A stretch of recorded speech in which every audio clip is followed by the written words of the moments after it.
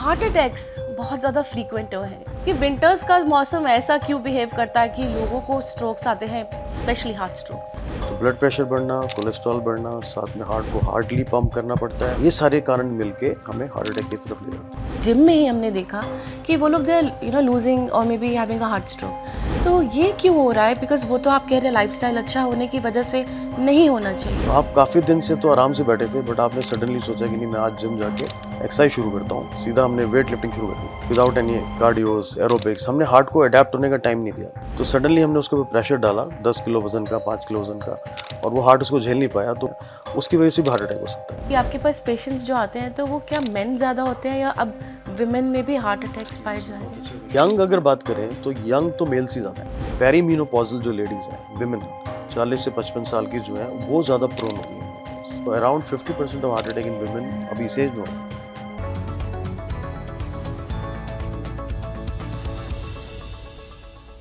नमस्कार दोस्तों, मैं हूं सिमरन नागपाल और आपका स्वागत करती हूं खास बात सिमरन के साथ के इस बहुत ही इम्पोर्टेंट एपिसोड में।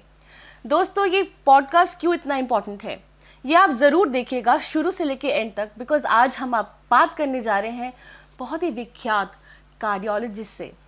हमारे इस मंच पे हमारे साथ जुड़े हैं डॉक्टर संजीव गेरा, जो कि हेड ऑफ कार्डियोलॉजी हैं फोर्टिस हॉस्पिटल के, और बहुत सारी जिंदगियां वो बचा चुके हैं। दोस्तों, ये हमारा सौभाग्य है कि आज हम उनके साथ ये पोडियम शेयर कर रहे हैं, और बहुत सारी ऐसी बातें जो हमारे जीवन में ज़रूरी हैं आज के टाइम में, क्योंकि सर्दियां चल रही हैं। बहुत सारी ऐसी चीज़ें जो हमें बारीकी से ध्यान रखनी है, आज हम इस एपिसोड में जानेंगे। तो देखते रहिए और आइए स्वागत करते हैं डॉक्टर संजीव गेरा का। आपको बहुत बहुत स्वागत है आज के इस एपिसोड में। डॉक्टर साहब, क्योंकि मैंने आज बात करी, it's an important episode and thank you that you have spared time. तो सबसे पहले शुरुआत करूंगी कि इस सर्दियों के मौसम में मैं बहुत बारी देख रही हूँ, काफ़ी ऐसी बहुत ही अनफॉर्चुनेट न्यूज़ आ रही हैं कि हार्ट अटैक्स बहुत ज़्यादा फ्रीक्वेंट हैं। कि विंटर्स का मौसम ऐसा क्यों बिहेव करता है कि लोगों को स्ट्रोक्स आते हैं, स्पेशली हार्ट स्ट्रोक्स। तो जैसे हम बात करें, जैसे आपने ठीक बताया कि विंटर्स में हार्ट अटैक बढ़ जाते हैं, तो उसके कई सारे कारण होते हैं। वैसे पिछले 5 से 10 साल का डेटा देखा जाए तो हिंदुस्तान में वैसे ही हार्ट अटैक जो है बहुत ज़्यादा बढ़ गए हैं। स्पेशली यंग हार्ट अटैक जो बोलते हैं, below 40 years of age. Strokes बढ़ गए हैं, बड़े यंग लोग हमारे पास ब्रेन स्ट्रोक्स के साथ आते हैं। तो वो तो एक लाइफस्टाइल डिजीज़ है जो हमने अपनी बैड लाइफस्टाइल से ली है। बट वही बैड लाइफस्टाइल अब जो विंटर्स आए हैं उसकी वजह से, और फिर बैड लाइफस्टाइल की वजह से जो इसका इंसिडेंस है बहुत ज़्यादा हो जाता है। तो कुछ कारण होते हैं जो विंटर्स में हमारे हार्ट अटैक ज़्यादा प्रोन होते हैं हम लोग। जो सबसे इंपॉर्टेंट रीज़न होता है वो होता है कि जब एक्सट्रीम कोल्ड होता है, स्पेशली सडन एक्सट्रीम कोल्ड, जैसे 4 दिन की जिसको बोलते हैं शीत लहर चली। जी जी जी। उसके बाद जो बॉडी में चेंजेस होते हैं, तो हमारी बॉडी में आपको पता है हार्ट जो होता है बेसिकली हर ऑर्गन को ब्लड देता है, पंप करता है जी। Every second it is pumping.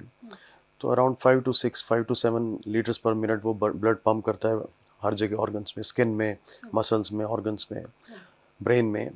तो जब सडन विंटर्स होते हैं तो हमारी जो वेसल्स होती हैं वो कंस्ट्रिक्ट हो जाती हैं, सिकुड़ जाती हैं, जिसको बोलते हैं आम लैंग्वेज में। तो जब वो सिकुड़ जाती हैं तो हार्ट को और प्रेशर के साथ पंप करना होता है अपने ब्लड को पूरे ऑर्गन्स के लिए। तो हार्ट का जो ब्लड प्रेशर है वो बढ़ जाता है। साथ में होता क्या है, जो हमारा ब्लड होता है वो थिक हो जाता है विंटर्स में। उसकी जो इसको बोलते हैं रियोलॉजिक प्रॉपर्टीज़ की फ्लो प्रॉपर्टीज़ जो होती हैं वो स्लो हो जाती हैं। तो ब्लड थिक हो जाता है, स्टिकियर हो जाता है। जो प्लेटलेट्स होते हैं वो वेसल्स की वॉल पे चिपकने लगते हैं। साथ में ब्लड प्रेशर बढ़ जाता है। और ये भी देखा गया है कि क्योंकि हम लोग बेसिकली इनएक्टिव होते हैं विंटर्स में, तो कोलेस्ट्रॉल लेवल्स बढ़ जाते हैं। तो ब्लड प्रेशर बढ़ना, कोलेस्ट्रॉल बढ़ना, साथ में हार्ट को हार्डली पंप करना पड़ता है, और ये सारे कारण मिलके हमें हार्ट अटैक की तरफ ले जाते हैं। स्पेशली उन लोगों में जिनमें पहले से साइलेंट हार्ट डिजीज़ पड़ी हुई थी। ओके। कुछ लोग जो हेल्दी हैं, जी। जो पूरा ईयर हेल्दी लाइफस्टाइल जिन्होंने कैरी आउट किया है और रेगुलर वर्कआउट करते थे, थिन है, डायबिटीज़ नहीं है उनको, और कोई रिस्क फैक्टर नहीं है, स्मोकिंग नहीं है, तो ऐसे लोगों को विंटर्स में हार्ट अटैक होने के चांसेस कम होते हैं एज़ कम्पेयर टू दोज जिनके पास सारे रिस्क फैक्टर्स हैं, जो लोग पहले से स्टैटिक थे, जो बैठे हुए थे एक जगह पे, और सडनली उन्होंने एक्सरसाइज शुरू कर दी विंटर्स में। तो ये भी बहुत बड़ा रीज़न है कि हार्ट अटैक की तरफ ले जाता है। डॉक्टर साहब, बहुत ही दुखद है ये बात कि आजकल हम देख रहे हैं कि बड़े यंग लोग, जैसे आपने शुरुआत में ही बोला कि बिलो 40 ईयर्स ऑफ एज, और काफ़ी बारी देखा गया कि वो बहुत एक्टिव लाइफस्टाइल है। प्रॉब्ली जिम में ही हमने देखा कि वो लोग दे लूजिंग और may be having a heart stroke. तो ये क्यों हो रहा है? बिकॉज वो तो आप कह रहे हैं लाइफस्टाइल अच्छा होने की वजह से नहीं होना चाहिए, but why this young generation? कुछ ना कुछ रिस्क फैक्टर होता है, ऐसा नहीं होता कि बिल्कुल अगर आपके कोई भी रिस्क फैक्टर नहीं है। अब जब हम रिस्क फैक्टर्स की बात करें हार्ट डिजीज़ के लिए या हार्ट अटैक के लिए, उसमें सबसे जो कॉमन चीज़ है वो इंडियंस में जो है वो हमारी जेनेटिक्स हैं। हम लोग एक्चुअली पहले से प्रोन है हार्ट डिजीज़ के लिए। हमारी आर्टरीज़ का साइज़ छोटा है। दूसरा, हमारा गुड कोलेस्ट्रॉल वैल्यूज़ कम होती हैं, बैड कोलेस्ट्रॉल वैल्यूज़ हाई होती हैं। हमारी फूड हैबिट्स कुछ फ्राइड आइटम्स हम लोग ज़्यादा जी खाते जी जी हैं। जी। टोटली ना ओवर कुक्ड फूड ज़्यादा खाते हैं, न्यूट्रिएंट्स खत्म हो जाते हैं। फिर दूसरा, हमें सेंट्रल ओबेसिटी है। हमारा जो जो भी हम खाना खाते हैं हमारे पेट के आसपास जमता है एक्चुअली। हमारा हमारा मसल मास कम है। तो ये सारी चीज़ें मिलके हमें प्रोन करती हैं हार्ट डिजीज़ की तरफ। तो इवन इफ़ किसी को रिस्क फैक्टर्स नहीं है, लाइक डायबिटीज़ नहीं है या किसी को ब्लड प्रेशर नहीं है, जो नॉन स्मोकर है उनको भी हार्ट अटैक हो सकता है अगर वो सडनली कोई एक्टिविटी करते हैं। तो आप काफ़ी दिन से तो आराम से बैठे थे, बट आपने सडनली सोचा कि नहीं मैं आज जिम जाके एक्सरसाइज शुरू करता हूँ, एंड दैट टू मतलब वी स्टार्ट विद सीधा हमने वेट लिफ्टिंग शुरू कर दी okay. Without any cardios aerobics. हमने हार्ट को अडेप्ट होने का टाइम नहीं दिया। तो सडनली हमने उसके ऊपर प्रेशर डाला 10 किलो वजन का, 5 किलो वजन का, और वो हार्ट उसको झेल नहीं पाया। तो होता क्या है कि अगर किसी की आर्टरी में प्लाक भी नहीं है, कोलेस्ट्रॉल का ब्लॉक भी नहीं है, देन इवन वो आर्टरी का जो होता है वहाँ रप्चर हो सकता है, उसको डिसेक्शन बोलते हैं, उसकी वजह से भी हार्ट अटैक हो सकता है। तो जो हम सडन कार्डियक डेथ सुनते हैं, हार्ट अरेस्ट सुनते हैं या स्ट्रोक सुनते हैं, ब्रेन स्ट्रोक्स, उसमें एक बहुत बड़ा इंपॉर्टेंट रीज़न है सडनली बीपी एकदम से शूट कर जाना इस सडन एक्सरसाइज की वजह से, स्पेशली इन कोल्ड वेदर्स, और वो आर्टरी रप्चर हो जाती है, वहाँ क्लॉट बन जाता है, हार्ट अटैक हो सकता है, ब्लीड हो सकता है, कई सारी कॉम्प्लिकेशंस होती है। तो ये कॉमन एक मैकेनिज्म है इन सब चीज़ों का। तो जैसे तो आपने कहा कि ब्रेन स्ट्रोक, अब यहाँ पे हम लोग काफ़ी बार कंफ्यूज होते हैं कि क्या हार्ट स्ट्रोक और brain stroke, of course they both are different, but उनमें क्या है? और जब हमें ऐसा स्ट्रोक आ रहा हो, सपोजिटली ब्रेन स्ट्रोक आ रहा हो और हार्ट स्ट्रोक आ रहा हो, तो हमें इनके डिफरेंस कैसे पता चले कि it is reaching to the brain? ये इसका कैसे? इट्स नॉट लाइक दैट कि रीचिंग टू द ब्रेन। दो टर्म्स हैं, एक होता है हार्ट अटैक, एक होता है ब्रेन अटैक। तो हार्ट अटैक जो होता है वो उसको हार्ट स्ट्रोक नहीं बोलते, हार्ट अटैक बोलते जी हैं। जी ब्रेन जी। अटैक का मतलब ब्रेन ब्रेन स्ट्रोक। स्ट्रोक हो, तो ठीक है। स्ट्रोक होता है जब आपने सुना होगा किसी को फॉलिस हो गया या पैरालिसिस हो गया, पैरालिसिस, या ओके। उसकी स्पीच स्लर करने लगी है, वो बोल नहीं पा रहा है ठीक से, या कोई भी एक हिस्सा हार्ट का बॉडी का काम नहीं कर रहा है, या उसको दिखना बंद हो गया एक तरफ से। तो ये होते हैं जिसको स्ट्रोक बोलते हैं, ब्रेन ठीक अटैक। ठीक। मैकेनिज्म ऑलमोस्ट सेम होता है, ब्लड प्रेशर की वजह से, कोलेस्ट्रॉल की वजह से, शुगर की वजह से।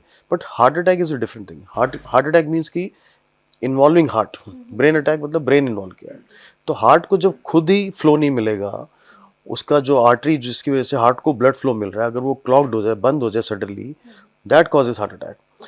तो वो एरिया हार्ट का डेड होना शुरू हो जाता है, उसकी वजह से सारी कॉम्प्लिकेशंस आती है। तो हार्ट अटैक से आपको हार्ट अरेस्ट भी हो सकता है, जिसको कार्डियक अरेस्ट बोलते हैं। A patient can suddenly fall and become unconscious. उसके कुछ सिम्टम्स होते हैं जो पहले हमें वार्निंग सिग्नल्स होते जी हैं। जी जी जी। तो जैसे अगर हम स्ट्रोक की बात करें तो वार्निंग सिग्नल होता है कि आपकी किसी बॉडी में एक तरफ या आधे हिस्से में ट्विचिंग हो रही है, या वीकनेस लग रही है, या आपकी सडनली आपकी वॉइस है, जो अटेंडेंट्स जो उनके रिलेटिव्स हैं वो बता रहे हैं कि नहीं आपकी जो ज़बान है वो लड़खड़ा रही है, या फिर एक तरफ से आप पानी पी रहे थे तो यहाँ से पानी धीरे से टपकने लगा है, या आपकी एक आँख या एक फेस, आप हंस रहे हैं तो ये वाला मूव नहीं कर रहा, दूसरा मूव कर रहा है ना। कुछ साइंस होते हैं इसमें, और वो कुछ वार्निंग सिग्नल्स पहले से मिलने शुरू हो जाते हैं। एक्सट्रीम फटीग होना बॉडी में, सिवियर हेडेक होना ब्लड प्रेशर की वजह से, चेस्ट पेन होना, चेस्ट में कंजेशन होना, या चोकिंग फीलिंग होना, जैसे लगना कि आपकी छाती को कोई दबा रहा है, जकड़ रहा है। स्पेशली जब आपको कोल्ड स्वेट्स आ रहे हैं, आप बैठे हैं कोल्ड स्वेट्स आ रहे हैं, खाना खाने के बाद आप चल रहे हैं तो आपको चेस्ट पेन हो रहा है, या सडनली आप सीढ़ियाँ चढ़ रहे हैं तो चेस्ट पेन हो रहा है। तो ये pre heart attack warning signals होते हैं, जिसको हम बोलते हैं एंजिना। तो एंजिना अलग टर्म है जब हार्ट अटैक नहीं हुआ है। हार्ट अटैक मतलब एंजिना वो प्रोग्रेस कर गया हार्ट अटैक के अंदर, जब हार्ट की मसल डैमेज होनी शुरू हो गई है। तो एंजिना में क्या होता है कि आर्टरीज आपकी 70%, 80%, 90% के करीब ब्लॉक होती है, बट सडनली शेयर स्ट्रेस की वजह से, सडन स्ट्रेस की वजह से, मेंटल स्ट्रेस, फिजिकल स्ट्रेस, आपने वजन उठा लिया जैसे, ये हैवी सॉल्ट मील खा लिया आपने, हैवी फैटी मील खा लिया, हैवी शुगर इनटेक ले लिया, स्पेशली जिनको डायबिटीज़ थी, एकदम से ब्लड गाढ़ा हो जाता है, बीपी बढ़ जाता है। तो अगर वो 70% ब्लॉक पड़ा है, वो भी रप्चर होकर हार्ट अटैक दे सकता है। तो लोगों में बहुत बड़ा मिथ है कि 60% की ब्लॉक है, 50% की ब्लॉक है, तो वो कुछ नहीं है, उसको दवाई की ज़रूरत नहीं है। तो ये चीज़ हमें पता होना चाहिए कि वार्निंग सिग्नल्स क्या हैं, और टाइमली ट्रीटमेंट क्या लेना है उसके लिए, कैसे उसको डायग्नोज करना है, उसको गैस नहीं लेना है हमने, तो हम अगर बात करें, बहुत ही कॉमन एक ये जी, एरर है ये मिथ रहती है कि या- गैस्ट्रिक हो हाँ गया ये है। गैस होगा। तो अगर हम अक्रॉस दी वर्ल्ड डेटा की बात करें और हिंदुस्तान की बात करें, तो इंडिया में जो हार्ट अटैक का पेशेंट है वो एवरेज हमारे पास पहुंचता है करीब अराउंड 36 से 48 घंटे पे, average time of presentation heart attack का। और बाहर की बात करें तो 6 घंटे, इतना गैप है। वो क्यों है? क्योंकि अनअवेयर है हम लोग ओवर द काउंटर मेडिसिन पे ज़्यादा विश्वास करते हैं। गूगल पे पढ़ के हम दवाइयाँ ले लेते हैं, गैस की दवाई, गैस सोचते तो हम दवाई ले देते हैं, करेक्ट करेक्ट। सर्च करके कहीं से ओवर द काउंटर केमिस्ट से ले लिया, पड़ोसी से पूछ लिया, फ़ोन पे डॉक्टर से पूछ लिया, किसी दोस्त से पूछ लिया, तो हम गैस लेते रहते हैं उसको। जबकि ये पता होना चाहिए कि गैस का सिम्टम 1 घंटा 15 मिनट से 15 मिनट से 1 घंटे के बीच में ठीक हो जाता है। सिंपल दवाइयाँ लेने से ठीक कर सकते हैं उसको। बट यूजली जो ऐसी गैस जो कभी हुई नहीं थी पहले, एकदम से शुरू हो गई और उसमें पसीना आ रहा है आपको, और स्पेशली जब आपके रिस्क फैक्टर्स हैं, आपको शुगर है, आपको बीपी है, आप स्मोक करते हैं, आप बैठे हुए हैं, आप मोटापा है आपको, आपकी फैमिली हिस्ट्री स्ट्रांग है, आपके दादा परदादा है, किसी को भी हार्ट डिजीज़ रही है, तो आप प्रोन है हार्ट डिजीज़ के लिए। तो आप बेटर है कि आप ईसीजी करा लीजिए जाके, एक डायग्नोसिस रूल आउट कर लीजिए। अगर उसमें कुछ नहीं आता then it can be gas, then you can take gas treatments. So यहाँ पे दोस्तों बहुत ज़्यादा इम्पॉर्टेंट है ये बात जानना कि अगर आपको ऐसे सिम्टम्स आ रहे हैं तो आप उसको नज़रअंदाज मत करिए। और जैसे कि हमारा हमेशा का ये सोच रहती है कि जी हो सकता है कि गैस्ट्रिक हो, जैसे डॉक्टर साहब ने अभी हमें बताया कि इन चीज़ों को बहुत ध्यान से, बहुत बारीकी से देखना है। और प्लीज़ मेक श्योर कि अगर आपकी फैमिली में कोई अफेक्ट हो रहा है तो बहुत जल्दी उन्हें लेके जाएं। और जैसे डॉक्टर साहब कह रहे हैं कि ईसीजी कराना बहुत इंपॉर्टेंट है टू एक्चुअली रिमूव, अगर हो सके कि गैस्ट्रिक है तो ईसीजी कराना बहुत सही रहेगा। डॉक्टर साहब, क्योंकि हम विंटर्स की बात कर रहे हैं, विंटर्स में ये सब बहुत सुनने को आ रहा है और मैं देखती हूँ बड़ी एज के लोग भी, वो भी बहुत अफेक्ट हो रहे हैं। जहाँ आपने बताया कि young generation but then old people. और एक तो ऐसा ही सीन रहा है, हमारे किसी क्लोज ने इस बात को नोटिस भी किया कि कुछ दिन पहले उन्हीं के फादर को अफेक्ट हुआ और जब वो हॉस्पिटल पहुँचे तो मेजर रेशियो ऑफ पेशेंट्स था वो ओल्ड पीपल थे, लाइक दे वर एल्डरली। तो ऐसा क्यों कि एल्डरलीज और ज़्यादा अफेक्ट रहते हैं इस टाइम पे? डिजीज़ तो डेफिनेटली, वो तो शुरू से जो डिजीज़ है हार्ट डिजीज़, वो एल्डरली की डिजीज़ थी। हाँ, जैसे आप बात करें 20 साल पहले या 15 साल पहले, तो जो एवरेज एज ऑफ प्रेजेंटेशन होती है मेल्स में वो 65 साल 70 साल होती थी। बट अब आजकल 40-45 साल इसलिए हो गई है जो हमारी लाइफस्टाइल ख़राब हो गया, क्योंकि हम लोग एक तो इंडोर्स काम कर रहे हैं, वर्क फ्रॉम होम ज़्यादा एक बहुत कॉमन हो गया, करेक्ट। हाँ। और उससे हमारा वेट गेन ज़्यादा हो गया, तो एवरेज हमारा बॉडी वेट ही बढ़ गया। तो कुछ स्कूल में, दिल्ली स्कूल्स में स्टडी हुई थी जिसमें देखा गया था कि चाइल्डहुड ओबेसिटी के बारे में बात हुई थी, जो एक बहुत बड़ा रिस्क फैक्टर हार्ट डिजीज़ का। तो 50% ऑफ दिल्ली स्कूल किड्स जो थे आफ्टर 10th क्लास दे वर ओबीस। तो वज़न बढ़ता गया क्योंकि हमारा एक तो फूड टेंडेंसीज हमारी बहुत इजी टू गेट फूड जो होते हैं, एकदम से हमारे पास जो स्नैकी फ्रूट्स आ जाते हैं, फास्ट फूड्स हो जाता है, तो इसकी वजह से यंग डिजीज़ शुरू हो गया नहीं। बट देखा जाए तो एल्डरली डिजीज़ है ये, जिनको लॉन्ग स्टैंडिंग हाइपरटेंशन है, लॉन्ग स्टैंडिंग शुगर है, जिनको कोलेस्ट्रॉल हाई है, फिर एज के साथ साथ आपकी ब्लड प्रेशर बढ़ना शुरू हो जाता है, आर्टरीज नैरो हो जाती हैं, जिसको बोलते हैं ना डीजनरेटिव प्रोसेस। तो जैसे ग्रेइंग ऑफ हेयर होती है, तो आप एजिंग को अवॉइड नहीं कर सकते, इट इज़ एजिंग, आपकी आर्टरीज एज कर रही हैं।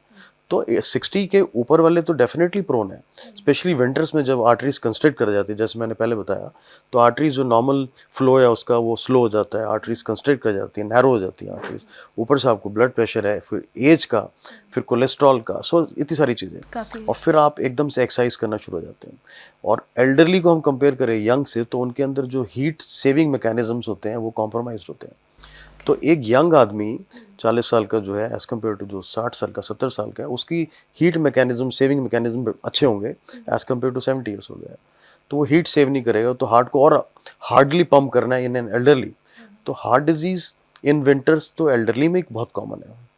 हाँ, बट यंग लोगों को भी आजकल बहुत मिल रहा है, क्योंकि हमारी लाइफस्टाइल की वजह से, जैसे मैंने बताया आपको, और फिर उसमें एक बहुत बड़ा जो हमारे यहाँ आजकल लगे अराउंड यंगर पॉपुलेशन हम देखें तो वो स्मोकिंग बहुत बड़ा फैक्टर है उसमें, स्मोकिंग, पॉल्यूशन, सडन। हम एक्चुअली गैस चैम्बर में ही रह रहे हैं, कहा जाता है कि इंडिया में और स्पेसिफिकली दिल्ली में स्मॉग जिसको बोलते हैं, तो पॉल्यूशन और विंटर्स मिलके जो प्रॉब्लम करता है, उससे हमारा ब्लड और थिकर हो जाता है।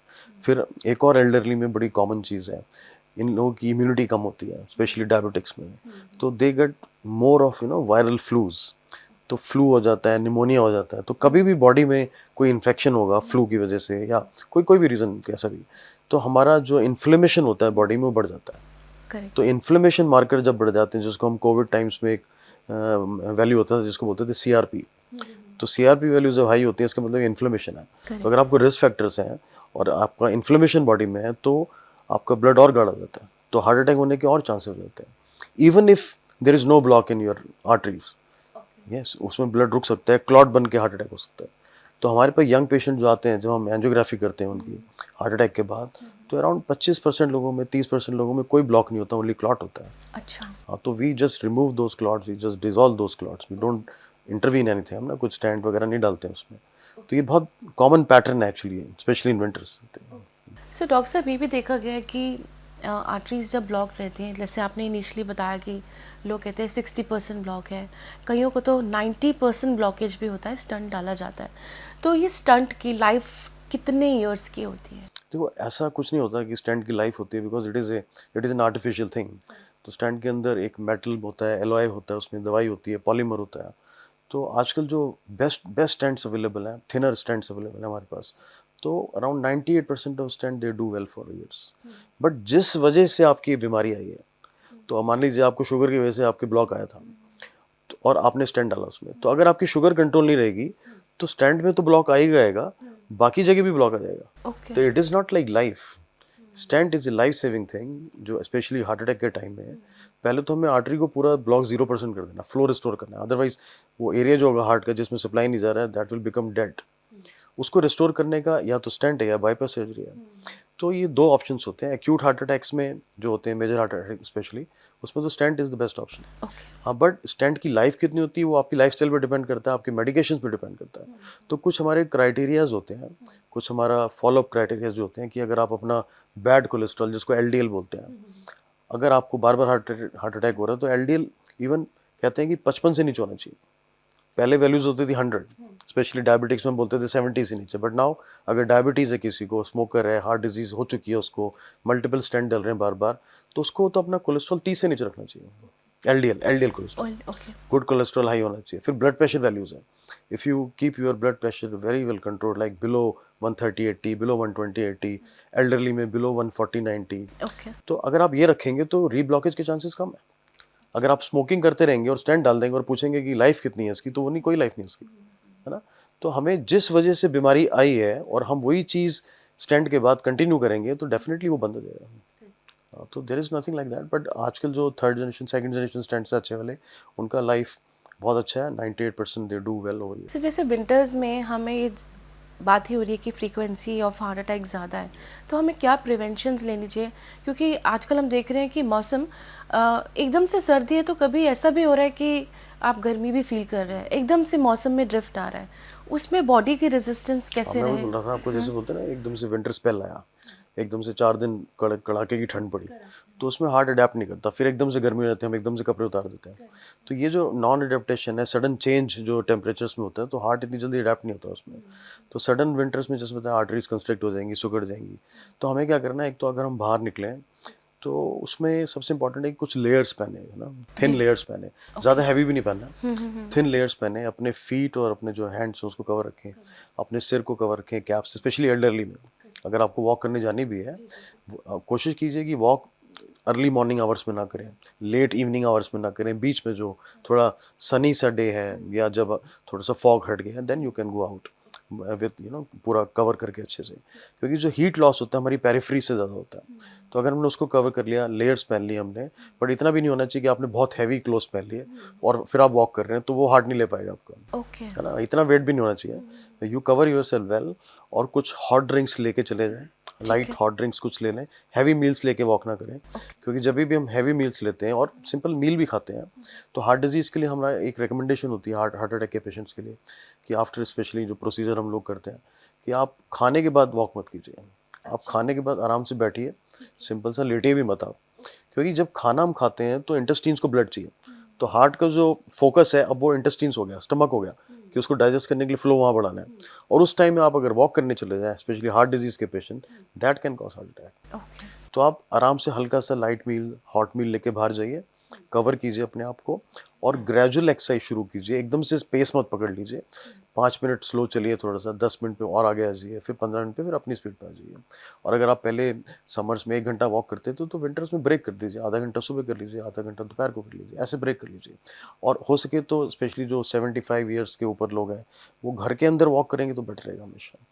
घर में काफ़ी एरिया होता है, बार बार करते रहे, छोटा होगा हाँ, but they can increase duration of exercise at home as compare to कि आप बाहर जाके 30 मिनट ब्रिस्क वॉक करें। तो अगर इन चीज़ों का ध्यान रखेंगे तो, और साथ में ब्लड प्रेशर को क्लोजली वॉच कीजिए, अपने कोलेस्ट्रॉल लेवल्स को चेक कीजिए। एस्पिरिन जो एक बहुत इंपॉर्टेंट जो लोग ले रहे हैं पहले, ब्लड थिनर्स होते हैं, उसको मिस मत कीजिए। तो कई लोगों को जिनको पहले एंजिना होता है, जैसे मान लीजिए ग्रेड 2 का एंजिना है, तो उनको विंटर्स में उसकी सिवियरिटी बढ़ जाती है, तो सिंपल हम मेडिकेशन बढ़ा देते हैं, ब्लड थिनर्स बढ़ा देते हैं, कुछ फ्लो, हार्ट का फ्लो बढ़ाने की दवाई होती है, हम उसको बढ़ा देते हैं, तो उससे उनके सिम्टम्स रिलीव हो जाते हैं। तो जिनको हार्ट डिजीज़ है definitely they are more prone for heart attacks in winters. Angina भी सिवियर हो सकता है, तो रेगुलर चेकअप्स बड़े इंपॉर्टेंट है। अपना ब्लड प्रेशर हफ्ते में 1-2 बार चेक कीजिए, शुगर लेवल चेक कीजिए, क्योंकि हम लोग विंटर्स में, स्पेशली इंडिया में, हमारी कंट्री में जो बहुत मीठी चीज़ें होती हैं जो हम विंटर्स के टाइम में खाई जाती है जी, एनर्जी के लिए हम लोग जिसको बोलते हैं, तो उससे शुगर्स बढ़ जाते हैं, तो ब्लड थिक हो जाता है। तो ये सारे कारण जो है ना हमारा, उसकी वजह से हार्ट अटैक होता है। तो इनको ध्यान रखेंगे तो विंटर्स कुछ नहीं कहेंगे हमें। डेफिनेटली। तो जैसे डॉक्टर साहब आपने बताया, तो जो कि प्रोन है, जिन्हें हार्ट अटैक्स आ भी चुके हैं, अब एक हेल्दी बॉडी है जिन्हें कभी अटैक्स नहीं आए, डेफिनेटली उनका अगर स्वीट टूथ है but then he doesn't have an diabetes, तो उनको किस चीज़ का ध्यान, जैसे रेगुलर चेकअप में क्या अपनी बॉडी के चेकअप्स देखते रहने चाहिए, ईसीजीज कराते रहने चाहिए? और ईसीजी खाली एक्चुअली, जब हम अगर ये भी एक बहुत बड़ा मिथ है एक्चुअली। तो अगर हम ईसीजी पे जाते हैं खाली, तो ईसीजी केवल 10% बीमारी साइलेंट हार्ट डिजीज डायग्नोस कर सकता है। जिन लोगों को पहले हार्ट अटैक हो चुका है या जिन लोगों को हार्ट अटैक चल रहा है, उनको तो ईसीजी की सेंसिटिविटी अच्छी वो पकड़ लेगा, बट जो साइलेंट हार्ट डिजीज है वो ईसीजी पे नहीं होती। तो आप इस भ्रम में मत रहिए कि मेरा ईसीजी ठीक है तो मेरे को हार्ट डिजीज नहीं है। तो उसके लिए कुछ और टेस्ट होते हैं जिसको एकोकार्डियोग्राम बोलते हैं, जो हार्ट का अल्ट्रासाउंड होता है, 5 से 10 मिनट का टेस्ट है। उससे हार्ट की पावर पता चल जाती है, उससे वैल्व्स का फंक्शन पता चल जाता है। और साथ में जो इम्पॉर्टेंट टेस्ट है वो है TMT test, treadmill walking test. हाँ, बट वो अपने आप मत कराइए, एक डॉक्टर से पहले सलाह ले लीजिए कि क्या मैं टीएमटी टेस्ट मेरे को करना चाहिए कि नहीं करना चाहिए। तो अगर टीएमटी टेस्ट आपका ठीक है, एको ठीक है, तो साइलेंट हार्ट डिजीज़ के चांसेस 5 to 10% है। आजकल एक नई और स्कोरिंग सिस्टम आ गया है जिसको हम बोलते हैं सीटी कैल्शियम स्कोर। तो हम लोग स्पेशली डायबिटिक्स में या जिनको बहुत सारे रिस्क फैक्टर्स हैं, तो हम एक सीटी कैल्शियम स्कोर कर रहे हैं। सीटी कैल्शियम स्कोर 10 मिनट का टेस्ट होता है, उसमें हम हार्ट में सीटी के माध्यम से कैल्शियम स्कोरिंग करते हैं। तो अगर आपका कैल्शियम स्कोर 100 से नीचे है तो हार्ट डिजीज़ होने के चांसेस कम है। 400 से ऊपर है तो सीवियर डिजीज़ के चांसेस ज़्यादा हैं। तो ये भी लेकिन एक किसी फिजिशियन से या कार्डियोलॉजिस्ट से कंसल्ट करके कराइए। बट ये कुछ स्कोरिंग सिस्टम्स हैं। तो मान लीजिए आपको विंटर्स में एक्सरसाइज करनी है और आपके रिस्क फैक्टर्स हैं, तो बेटर है कि आप अपने किसी भी फिजिशियन से कंसल्ट करें, ब्लड प्रेशर चेक कराएं अपना, रेगुलर खुद भी देखते हैं, शुगर चेक कीजिए, कोलेस्ट्रॉल कीजिए, एक प्रिवेंटिव चेकअप कराइए। If everything is okay then you start exercising. हम लोग तो आजकल हमने एक नई चीज़ यहीं फोर्टिस हॉस्पिटल में शुरू की है जिसको बोलते हैं एक्सरसाइज प्रिस्क्रिप्शन। अच्छा, तो हम लोग एक्सरसाइज प्रिस्क्रिप्शन बना के दे रहे हैं कि इस हफ्ते आपको ये करना है, जैसे वेट लॉस प्रिस्क्रिप्शन होते हैं। तो हम लोगों ने ये भी किया है कि आप इस हफ्ते ये कीजिए, 2 हफ्ते बाद ये कीजिए, फिर आप ये इस पे आ जाइए। वेट्स कितने करने हैं, रेजिस्टेंस एक्सरसाइज भी बड़ी इंपॉर्टेंट है। करेक्ट। मसल टोनिंग के लिए, specially in elderly, because they lose muscle mass vary fast. तो हम बताते हैं कि हफ्ते में 1-2 दिन आप वेट्स कर सकते हैं, बाकी 5 दिन एरोबिक्स कीजिए, कार्डियोस कीजिए, ये सारी चीज़ें। योगा कीजिए, योगा बहुत इंपॉर्टेंट है, मेडिटेशन बहुत इंपॉर्टेंट है। डॉक्टर साहब, यहाँ पे अब मेरा एक बहुत स्पेसिफिक क्वेश्चन है कि विमेन, अब अगर आप यहाँ पे रेशियो देखें, मैं आपसे ये जानना चाहती हूँ कि आपके पास पेशेंट्स जो आते हैं तो वो क्या मेन ज़्यादा होते हैं या अब विमेन में भी हार्ट अटैक्स पाए जा रहे हैं? बहुत अच्छा क्वेश्चन है यार। क्योंकि पहले तो रेशो अगर बात करें तो होता था 10:2, मतलब 10 में से 8 होते थे, 2 होते थे ऐसे। तो अब लेकिन ऐसा नहीं है, क्योंकि अब हो गया अराउंड 10 हार्ट अटैक आते हैं तो 4 विमेन होती हैं, 6 मेल्स होते हैं। यंग अगर बात करें तो यंग तो मेल्स ही ज़्यादा है, बट अराउंड पेरीमेनोपॉजल जो लेडीज हैं, विमेन, जी जी, 40 से 50 साल, ओके, अर्ली मेनोपॉज भी आ रहा है कर आजकल, यस यस, 40 से 55 साल की जो है वो ज़्यादा प्रोन हो गई है हमारे पास। ओके, तो around 50% of heart attack in women अभी इस एज में हो रहे हैं। और इसका रीज़न जो है वो हार्मोनल डिस्टर्बेंसेस है, फिर ओबेसिटी है, वेट गेन, स्मोकिंग विमेन बहुत करने लगी है, फिर स्ट्रेस फैक्टर बहुत हो गया है, अर्ली डायबिटीज़ हो गई है, अर्ली हाइपरटेंशन जो बीपी लोगों का हाई हो रहा है विमेन में स्पेशली। तो विमेन आजकल 4 होती हैं तो 6 वो होते हैं, ऐसे हैं। तो they are, you can say compete, we are competing ना, women are competing with men for heart attacks। तो उसका रीज़न यही है कि उनको ऑफिस में भी काम करना है, घर का भी काम देखना है, स्ट्रेस बढ़ गया, एक्टिविटी कम हो गई है, मेड्स पे हम ज़्यादा डिपेंडेंट है, फ़ोन पे खाना आ जाता है। पहले तो किचन में आप थोड़ा कुक भी कर लेंगे तो थोड़ी एक्टिविटी हो जाती थी। फिर उनको अपना ध्यान, actually they ignore there symptoms, क्योंकि उनके पास टाइम नहीं, उनको दोनों चीज़ देखनी है, घर भी देखना है, बच्चे भी देखने हैं, काम भी करना है। फिर वो इग्नोर करते हैं सिम्टम्स को। सबसे सबसे जो खतरनाक चीज़ है वो ये है कि विमेन में सिम्टम जो है वो टिपिकल चेस्ट पेन बहुत कम होता है। अच्छा। 50% of women they can have chest pain here, typical जो होता है ना लेफ्ट साइड में कंजेशन या जॉ में पेन जाना। Okay. 50% women they come to us with atypical symptoms. हाँ, एटिपिकल मतलब जैसे गैस हो रही है, बेल्चिंग गैस, स्वेटिंग हो रही है, फटीग हो रहा है, 6 दिन से कमजोरी आ गई, इतना फटीग हो गया, एकदम से हमारे पास इमरजेंसी में तो हार्ट अटैक चल रहा है।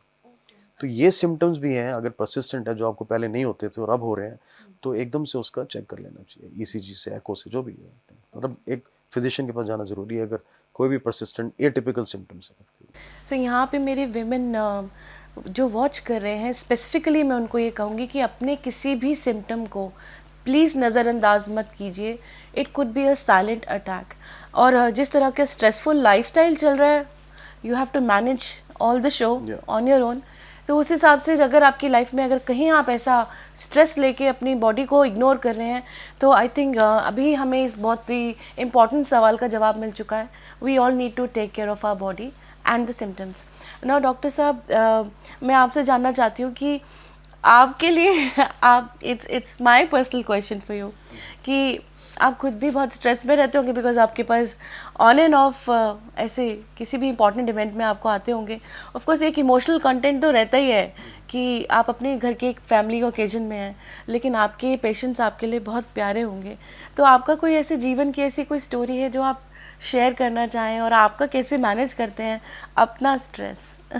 तो ऐसा मतलब ऐसे तो बहुत ओकेजन्स आते रहते हैं, क्योंकि every alternate day you are getting one heart attack at night, तो सोने को बहुत कम मिलता है। और फिर हम लोग तो बहुत व्हाट्सएप पे बहुत एक्टिव रहते हैं, क्योंकि हम हार्ट अटैक के पेशेंट को ये नहीं बोल सकते कि आप क्लिनिक आ जाइए या हॉस्पिटल आ जाइए। अगर कोई किसी को ट्रीटमेंट किया आपने और उसका ब्लड प्रेशर घर पे चल के उसको दवाई सूट नहीं करी या बीपी कंट्रोल नहीं, तो आई कांट से कि वेट फॉर 12 घंटे आप कल आइए। तो मैं तो खासकर काफ़ी व्हाट्सएप पे जवाब देता रहता हूँ। तो कुछ ओकेजन्स थे, हाँ, ऐसे मेरे लास्ट बर्थडे पे भी इन नवंबर लास्ट ईयर, तो I had 5 heart attacks on that day, on the same day? On November, because winters अभी शुरू हुए थे। तो मतलब विद इन 12 आवर्स, शाम को शुरू होकर रात तक, तो आई वाज लाइक अस्पताल जा रहे हैं, आ रहे हैं, जा रहे हैं, आ रहे हैं। तो 5 हार्ट अटैक के करीब थे। तो मतलब आज तक ऐसा मतलब कभी हुआ नहीं, never happened in my life that. और सारे ऑलमोस्ट यंग पेशेंट्स थे एंड ऑल सर्वाइव्ड। तो यू गेट दैट फीलिंग कि भाई, क्योंकि डॉक्टर का जो हमारा काम ही है टू सेव लाइव्स, तो we try to give best to our patients. तो there is no time, there is nothing like that कि आज रात है, सो रहे हैं, वो कर रहे हैं।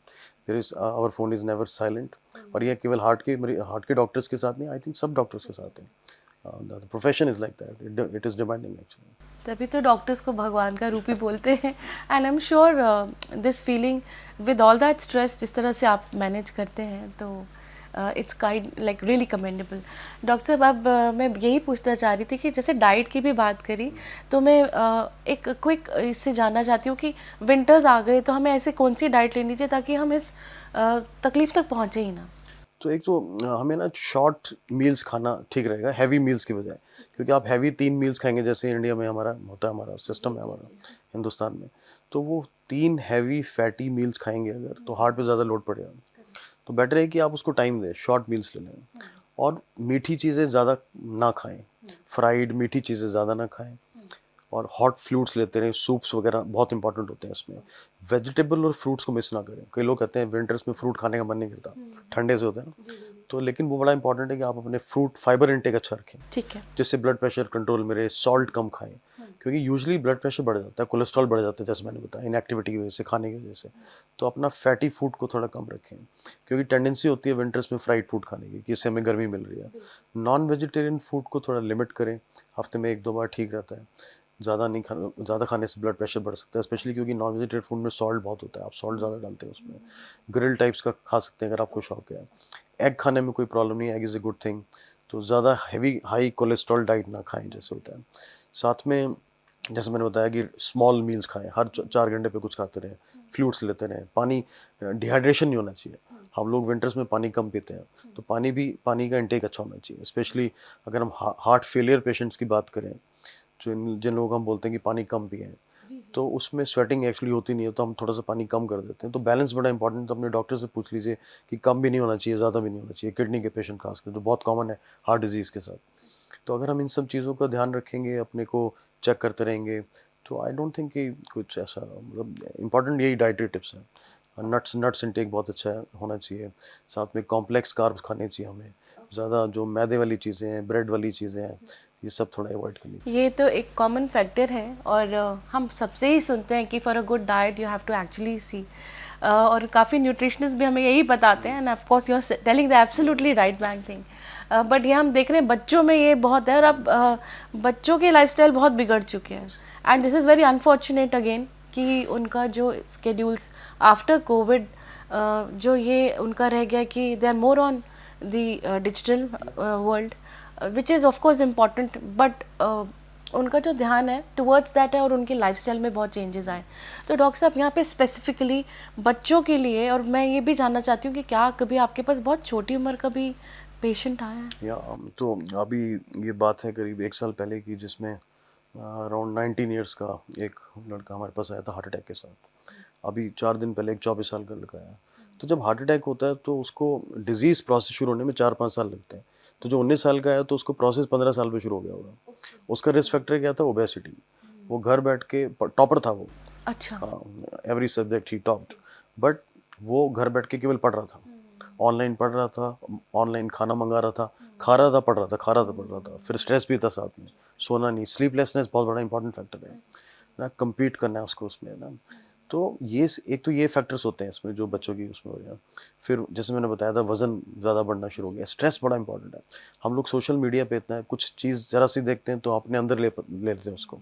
वो उसकी वजह से, जो रॉन्ग इन्फॉर्मेशन की वजह से, कि सब पे वही अप्लाई हो जाएगी, ऐसा नहीं होता कभी भी।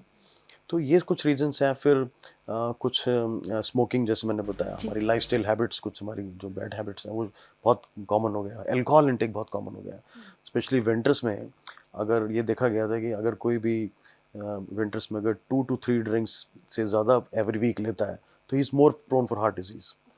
तो यंग लोगों में आजकल जो कॉर्पोरेट कल्चर है, तो उसमें तो ये बहुत अल्कोहल स्मोकिंग बहुत कॉमन है, और almost every other day, third day parties हैं। तो ये सब चीज़ों की वजह से ब्लड प्रेशर लेवल्स बढ़ गए हैं। तो अगर मेरे क्लिनिक में कोई आता है हार्ट प्रिवेंशन चेकअप के लिए, तो pre diabetes and pre hypertension ये तो बड़ा कॉमन है। तो हम बॉर्डरलाइन बीपीज देखते हैं, जैसे 124/94, and they think that 94 is okay. Pre diabetes, जिसको हम HbA1c लेवल्स बोलते हैं, 3 मंथ्स का एवरेज होता है, तो उसको कॉमन, जो बड़ा कॉमन फाइंडिंग है, 6.2, 6.3 प्री डायबिटीज़। तो 50% of patient with pre diabetes they will progress two diabetes in coming years. तो ये बड़ा इंपॉर्टेंट है कि हमें अपनी वैल्यूज़ पता होनी चाहिए। तो अपने डॉक्टर के पास जहाँ देखें एबनॉर्मल रिपोर्ट है, गो टू डॉक्टर। तो 100 LDL कोलेस्ट्रॉल सबके लिए नहीं है, कईयों को 70 भी चाहिए, 30 भी चाहिए, 130 भी किसी के लिए ओके है। जो फिजिकली एक्टिव है, जिसको कोई रिस्क फैक्टर नहीं है, 130 LDL कोलेस्ट्रॉल इज ओके। क्योंकि हम अपना गुड कोलेस्ट्रॉल बढ़ा नहीं सकते, HDL जो होता है, जो इंडियन जेनेटिक्स में है, बट हमें बैड कोलेस्ट्रॉल कम करना पड़ेगा। जी। तो ये कुछ चीज़ें ध्यान रखेंगे तो यंग हार्ट अटैक से बचाया जा सकता है, जो आज की डिमांड है actually. We are losing young people. And that's very very sad. Yes. So यहाँ पे फिर से हमें बात पता चली कि फ्रीक्वेंट चेकअप्स, ताकि आपको पता चलता रहे कि कहीं आपकी बॉडी में ये डिजीज़ पनप तो नहीं रही है। एक 19 साल के बच्चे को अगर हार्ट अटैक आता है, तो ये हमारे पूरे देश के लिए और हमारे लिए बहुत सोचने वाली बात है कि कुछ तो ऐसा होगा कि वो बच्चे के अंदर कहीं तो ऐसा स्ट्रेस चल रहा होगा, या कोई ऐसी हैबिट होगी जो वो हार्ट स्ट्रोक तक ले गई। सर, जाते जाते आपसे एक आखिरी सवाल ये पूछना चाहती हूँ, रादर आपका message, the whole nation is watching, lot of people are watching you, आपका एक मैसेज फॉर एवरीवन। तो सबसे इम्पॉर्टेंट जो हिंदुस्तान में अगर हम हार्ट अटैक की बात करें, हार्ट डिजीज़ की बात करें, तो वो है हमारी लाइफस्टाइल। तो मैं सिंपल ये बोलना चाहूँगा कि जस्ट स्टार्ट वॉकिंग, क्योंकि walking is the best medicine. आप चलते रहिए, चलते रहिए, बैठिए चलिए, बैठिए चलिए, खाने का ध्यान रखिए, फैटी मील्स मत खाइए, शुगर्स का इंटेक बहुत कम कर दीजिए, सॉल्ट का इंटेक कम कर दीजिए, रेगुलर चेकअप्स कराइए, और मिथ्स पे मत जाइए। कोई भी प्रॉब्लम है अपने डॉक्टर को कंसल्ट करना बहुत ज़रूरी है. Your doctor is your best friend. वो कभी आपको गलत गाइड नहीं करेगा. तो ये कुछ चीज़ें हैं, अगर हम ध्यान रखेंगे तो हम हार्ट अटैक को बचाया जा सकता है. Thank you so very much doctor साहब, आपने इतना प्रेशियस वक्त हमें दिया. I know you been very busy और हमें आपको यहाँ तक लाने के लिए बहुत वक्त लगा, but thank you for sparing time. And I really hope कि ये सारी इन्फॉर्मेशन हमारे व्यूवर्स अपनी लाइफ में फॉलो करेंगे. और व्यूवर्स इस एपिसोड को ना ही खुद देखिएगा बल्कि सबको दिखाइएगा, because this is an important information. और अगर आपको लगता है कि आप डॉक्टर संजीव के पास जाना चाहते हैं और अगर आपको लगता है कि आपको ऐसी कोई तकलीफ आ रही है तो डॉक्टर साहब is available at Fortis. He will be a great guidance. Once again thank you doctor साहब. एंड व्यूअर्स, मैं आपसे जल्द ही मिलती हूँ विद न्यू गेस्ट एंड नई खास बातें लेके. तब तक जुड़े रहिए और हाँ, stay happy and stay healthy.